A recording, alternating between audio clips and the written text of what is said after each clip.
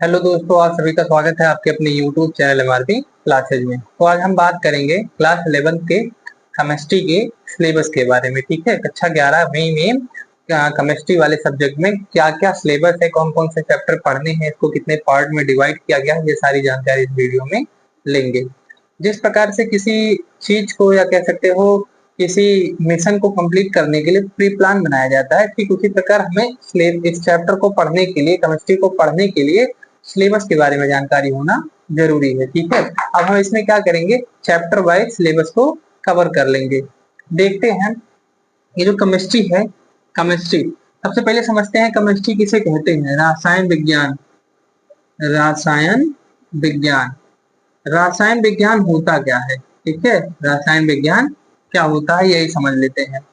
तो रसायन विज्ञान किसे कहते हैं, विज्ञान की वह शाखा जिसके अंतर्गत हम पदार्थों के गुणों, संगठनों, प्रकृति और किसी रासायनिक अभिक्रिया में होने वाले परिवर्तन का अध्ययन करते हैं। क्या कहलाता है, रसायन विज्ञान कहलाता है।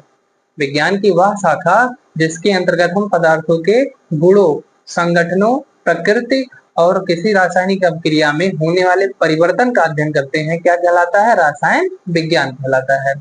अब ये जो हम 9th और 10th में केमिस्ट्री भी पढ़े हैं, ठीक है, हालांकि उसमें क्या थी, हमारी साइंस की बुकें एक में थी, कहीं कहीं सेपरेट कर दी जाती हैं, फिजिक्स अलग कर दिया जाता है, केमिस्ट्री अलग, बायो अलग कर दिया जाता है। लेकिन यूपी बोर्ड जो होता है उसमें एक साथ चलाया जाता है, कंबाइन होता है। ठीक है, एक ही बुक में तीनों सब्जेक्ट दिए रहते हैं।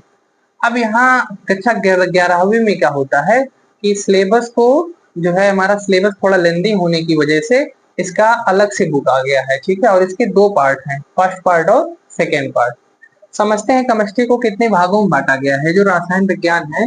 ठीक है, उससे पहले हम ये देख लेते हैं इसके फादर कौन है, केमिस्ट्री के फादर कौन है। इसके फादर जो हैं एंटोनी लेवोजियर हैं, एंटोनी लेवोजियर हैं। ठीक है, लेवोजियर हैं, एंटोनी लेवोजियर हैं केमिस्ट्री के फादर। ठीक है, आधुनिक पिता, केमिस्ट्री के आधुनिक पिता कौन है, एंटोनी लेवोजियर। और जब आगे हम केमिस्ट्री का पहला चैप्टर कवर करेंगे तो उसमें बताया जाएगा कि एंटोनी लेवोजियर ने एक नियम दिया था जिसे हम कहते हैं द्रव्यमान संरक्षण का नियम। ठीक है, वहां हम समझेंगे। अभी इतना समझिए कि केमिस्ट्री के फादर कौन है, एंटोनी लेवोजियर। अब केमिस्ट्री को जो है 3 भागों में बांटा गया है, कौन कौन सा। पहला है ऑर्गेनिक केमिस्ट्री, ऑर्गेनिक। फिर क्या है, इनऑर्गेनिक, इनऑर्गेनिक। एक होता है फिजिकल केमिस्ट्री, फिजिकल। ठीक है, ऑर्गेनिक केमिस्ट्री, इनऑर्गेनिक केमिस्ट्री और क्या होता है, फिजिकल केमिस्ट्री। तो केमिस्ट्री को 3 भागों में बांटा गया। ठीक है, रसायन विज्ञान को 3 भागों में बांटा गया। ऑर्गेनिक मतलब कार्बनिक रसायन, इसका क्या मतलब है, कार्बनिक रसायन। ठीक है, कार्बनिक रसायन। इसका क्या मतलब है, अकार्बनिक रसायन, अकार्बनिक रसायन, अकार्बनिक रसायन। ठीक है, और ये क्या है, ये है भौतिकी रसायन, भौतिकी रसायन। समझते हैं कि ऑर्गेनिक केमिस्ट्री कहते किसे हैं। कार्बनिक रसायन क्या होता है, कार्बनिक रसायन वह होता है रसायन विज्ञान की वह शाखा जिसके अंतर्गत हम कार्बन, जिसके अंतर्गत हम कार्बन और हाइड्रोजन के यौगिकों के बारे में अध्ययन करते हैं, कार्बनिक रसायन कहलाता है। मतलब जो कार्बनिक रसायन हम पढ़ेंगे तो उसमें सिर्फ कार्बन और हाइड्रोजन के यौगिक ही पढ़ेंगे, उसके अलावा अन्य कोई यौगिक के बारे में नहीं पढ़ते हैं। ठीक है, तो रसायन विज्ञान की वह शाखा जिसके अंतर्गत हम कार्बन और हाइड्रोजन के यौगिकों के बारे में अध्ययन करते हैं, क्या कहलाता है, कार्बनिक रसायन कहलाता है। फिर आता है अकार्बनिक रसायन। अकार्बनिक रसायन में रसायन विज्ञान की वह शाखा जिसके अंतर्गत हम कार्बन हाइड्रोजन के यौगिकों को छोड़कर, कार्बन हाइड्रोजन के यौगिकों को छोड़कर पदार्थों के संगठनों, गुणों और व्यवहारों के बारे में अध्ययन करते हैं, क्या कहलाता है, अकार्बनिक रसायन कहलाता है। आगे आते हैं भौतिकी रसायन। भौतिकी रसायन नाम से ही स्पष्ट है, भौतिकी मतलब फिजिक्स लिखा है, फिजिकल, फिजिक्स से शब्द से आया है फिजिकल। ठीक है, अब ये जो भौतिकी रसायन होता है तो किसे कहते हैं, भौतिकी रसायन, रसायन विज्ञान की वह शाखा, ठीक है, जिसके अंतर्गत हम भौतिक विज्ञान के नियमों और सिद्धांतों का अध्ययन करते हैं। रसायन विज्ञान की वह शाखा जिसके अंतर्गत हम भौतिक विज्ञान के नियमों और सिद्धांतों का अध्ययन करते हैं, क्या कहलाता है? फिजिकल केमिस्ट्री या भौतिकी रसायन कहलाता है। ठीक है, उम्मीद है इतना समझ में आया होगा। अब हम देखते हैं कि हमें क्लास 11th में केमिस्ट्री के सब्जेक्ट में कौन कौन से चैप्टर पढ़ने हैं। ठीक है, और उन चैप्टरों के बारे में थोड़ी थोड़ी जानकारी लेते चलेंगे। बाकी जब हम चैप्टर कवर करेंगे तो वहां डिटेल में पढ़ाया जाएगा। देखिए,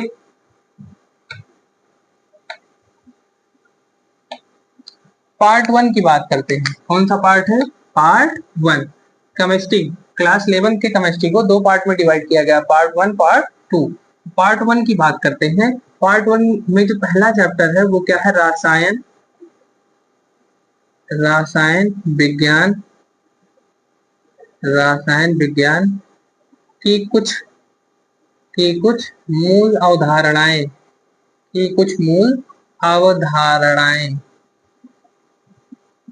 ठीक है, रसायन विज्ञान की कुछ मूल अवधारणाएं। अब ये चैप्टर है ना, जैसे कि हम अगर 10th पास करके निकले हैं तो 10th और 9th में हमने पढ़ा है पदार्थ की अवस्थाओं के बारे में। ठीक है, अब ये चैप्टर वहीं से रिलेट करके हमें समझना है कि हम ये इसलिए बनाया गया है रसायन विज्ञान की कुछ मूल अवधारणाएं, ताकि इससे हमारे दिमाग में ये जज हो सके या हम रिलेट कर सके कि हम इसके पहले जो 9th और 10th में पढ़ के आए हैं यही सब तो इसमें पढ़ाया जा रहा है, बताया जा रहा है। ठीक है, ताकि हमारा जो बेसिक चीज हो, बेसिक नॉलेज हो, वो कवर होता चले। तो रसायन विज्ञान की कुछ मूल अवधारणाएं। इस चैप्टर में हमें क्या पढ़ना है? पदार्थ की अवस्थाओं के बारे में पढ़ना है। पदार्थ की कितनी अवस्थाएं हैं? ठोस, द्रव, गैस, 3 अवस्थाएं। पदार्थ की अवस्थाएं हो गई। फिर इसके बाद मूल कॉन्सेप्ट पढ़ना है। रस समीकरण मिति के बारे में पढ़ना है। सीमांत अभिकर्मक क्या होता है ये पढ़ना है। ठीक है, और इन सब के बारे में पढ़ने के बाद हमें इसी में मोलरता, मोललता, नॉर्मलता, फॉर्मलता, इन सब के बारे में, मोल अंश, ठीक है, इसे मोल प्रभाव भी कहते हैं, इन सब के बारे में इस चैप्टर में पढ़ना है। आगे बात करते हैं दूसरा चैप्टर। दूसरा चैप्टर है परमाणु की संरचना। परमाणु की संरचना। परमाणु की संरचना। ठीक है, अब परमाणु की संरचना का मतलब क्या है? डाल्टन के अनुसार, डाल्टन ने क्या बताया कि कोई भी परमाणु किसी भी पदार्थ का सबसे छोटा अविभाज्य कण है, इसे अन्य कणों में विभाजित नहीं किया जा सकता। लेकिन बाद में जब इलेक्ट्रॉन, प्रोटॉन, न्यूट्रॉन का खोज हो गया तो ये पता लग गया कि हम परमाणु को डिवाइड कर सकते हैं। मतलब परमाणु के 3 मौलिक कण होते हैं। ठीक है, परमाणु 3 मौलिक कणों से मिलकर बना होता है। तो वही यहाँ लिखा है परमाणु की संरचना। उसी परमाणु में कौन कौन से 3 मौलिक कण हैं, ठीक है, उसकी खोज के बारे में पढ़ना है कि उन तीनों मौलिक कणों जैसे इलेक्ट्रॉन, प्रोटॉन और न्यूट्रॉन की खोज कैसी हुई ये पढ़ना है। बोर का परमाणु मॉडल पढ़ना है। रदरफोर्ड का परमाणु मॉडल पढ़ना है। थॉमसन का परमाणु मॉडल पढ़ना है। ठीक है, तो ये सारे मॉडल इस चैप्टर में हमें पढ़ना है। स्पेक्ट्रम के बारे में जानकारी चाहिए। ठीक है, आगे देखते हैं। तीसरा चैप्टर है तत्वों का वर्गीकरण। वर्गीकरण, नियम, गुणधर्मों गुणधर्मों में आवर्तिता। ठीक है, अब इस चैप्टर में देखिए क्या पढ़ना है। इस चैप्टर का नाम क्या है? तत्वों का वर्गीकरण एवं गुणधर्मों में आवर्तिता। तत्वों का वर्गीकरण पढ़ना है। ठीक है, अभी तक क्या है? 119 तत्व ज्ञात है, लेकिन पीरियोडिक टेबल में जो स्थान मिला है 118 तत्वों को मिला है। तो इस चैप्टर में हमें तत्वों का वर्गीकरण पढ़ना है कि कौन से तत्व धातु हैं, कौन से तत्व अधातु हैं।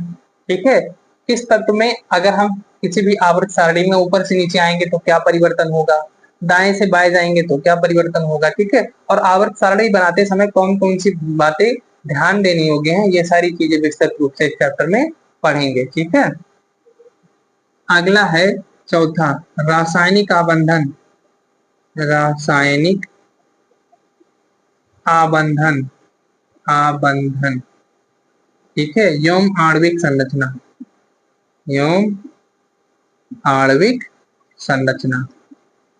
इस चैप्टर में देखिए क्या पढ़ना है। रासायनिक आबंधन, रासायनिक बंध क्या होते हैं, बंध कितने प्रकार के होते हैं, आयनिक बंध क्या होता है, सहसंयोजी बंध क्या होता है, उप सहसंयोजी बंध क्या होता है, वांडरवाल बंध क्या होता है। ठीक है, तो ये सारे बंधों के बारे में इस चैप्टर में हमें पढ़ना है कि बंध कितने प्रकार के होते हैं, धातु और अधातु के मध्य कौन सा बंध बनता है, इस चैप्टर में हमें कवर करना है। उसके बाद इसमें पढ़ना है हाइब्रिडाइजेशन के बारे में। ठीक है, हाइब्रिडाइजेशन के बारे में इसी चैप्टर में हमको पढ़ना है। ठीक है, आगे चलते हैं। पांचवा चैप्टर, ऊष्मागतिकी।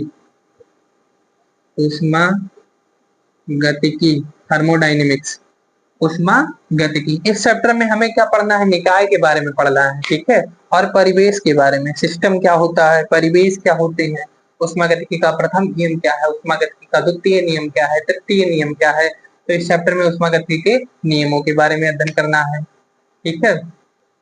आगे चलते हैं, छठवां चैप्टर जो है साम्यावस्था। साम्यावस्था, साम्यावस्था इस चैप्टर में हमें पढ़ना ये है कि विषमांग और सामांग साम्यावस्था क्या होती है, आयनिक साम्यावस्था क्या होती है, ठीक है, ब्रांचटेड आम्ल क्षार किसे कहते हैं, बफर का नियम क्या होता है, ठीक है, पीएच स्केल क्या होता है, इस साम्यावस्था वाले चैप्टर में कवर करना है।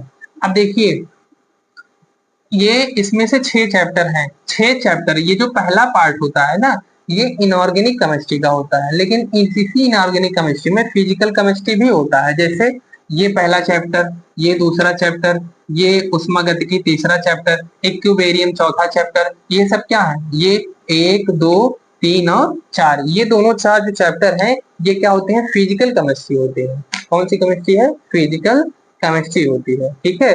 कुछ फिजिक्स के नियमों और सिद्धांतों का इस चैप्टर में अध्ययन किया जाता है, इसलिए इसे फिजिकल केमिस्ट्री में रखा गया। और ये 2 चैप्टर कौन कौन से हैं, इनऑर्गेनिक केमिस्ट्री, ये पार्ट इनऑर्गेनिक का है, लेकिन इसमें 2 चैप्टर ऐसे हैं जो फिजिकल केमिस्ट्री में आते हैं, ठीक है।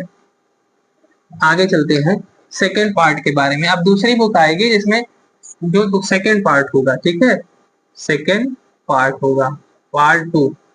पार्ट 2 का पहला चैप्टर जो है उसका नाम है अपचयोपचय। अपचयोपचय, सही था, अपचयोपचय अभिक्रियाएं, अपचयोपचय अभिक्रियाएं, ठीक है। पार्ट सेकंड का पहला चैप्टर क्या है, अपचयोपचय अभिक्रियाएं। अपचयोपचय क्रिया को हम रेडॉक्स अपक्रिया कहते हैं। अब इसमें क्या पढ़ना है, ऑक्सीडेशन रिडक्शन पढ़ना है, ठीक है। अब हम किसी भी इक्वेशन को किस प्रकार से पता कर सकते हैं कि किसमें ऑक्सीकरण हो रहा है, किसमें अपचयन हो रहा है, किस प्रकार से हम इसमें क्या होता है, इलेक्ट्रॉन विनिमय विधि द्वारा हम क्या कर सकते हैं, किसी भी इक्वेशन को बैलेंस कर सकते हैं, ठीक है। और ये भी क्या है, फिजिकल केमिस्ट्री है। ये भी क्या है, पार्ट सेकंड जो होता है वो हमारा ऑर्गेनिक केमिस्ट्री है, कार्बनिक रसायन है, जिसमें कार्बन और हाइड्रोजन के यौगिकों के बारे में अध्ययन किया जाता है। लेकिन ये जो पहला चैप्टर इसमें है ये भी कौन सा है, फिजिकल केमिस्ट्री है, ठीक है। सेकेंड पार्ट के बारे में आते हैं, सेकेंड चैप्टर के बारे में। सेकेंड चैप्टर का नाम है कार्बनिक रसायन। कार्बनिक रसायन एवं कुछ मूलभूत एवं कुछ आधारभूत सिद्धांत एवं तकनीकें, सिद्धांत एवं तकनीकें, ठीक है। अगला चैप्टर है कार्बनिक रसायन, ठीक है, एवं कुछ आधारभूत सिद्धांत एवं तकनीकें। अब इस चैप्टर में क्या पढ़ना है कि हमें कार्बन की चतुष्फलकीय संरचना के बारे में पढ़ना है कि कार्बन की चतुष्फलकीय संरचना क्या होती है, खुली और बंद श्रृंखला के बारे में पढ़ना है। आईपीएससी नामकरण भी इस चैप्टर में पढ़ना है, ठीक है, आईपीएससी नामकरण भी इसी चैप्टर में हमको पढ़ना है। आइसोमेरिज्म के बारे में पढ़ना है, मतलब समव्यवस्था पढ़नी है, ठीक है। और इसमें क्या, कॉन्जुगेशन के बारे में पढ़ना है, इलेक्ट्रोमेरिक इफेक्ट के बारे में पढ़ना है, मेसोमेरिक इफेक्ट के बारे में इस चैप्टर में पढ़ना है हमको। आगे आते हैं तीसरा, सेकेंड पार्ट का तीसरा चैप्टर क्या है, हाइड्रोकार्बन। हाइड्रोकार्बन हाइड्रोकार्बन हाइड्रोकार्बन मतलब इसमें कार्बन हाइड्रोजन दोनों हो, अर्थात ये कौन सी केमिस्ट्री है, ऑर्गेनिक केमिस्ट्री है।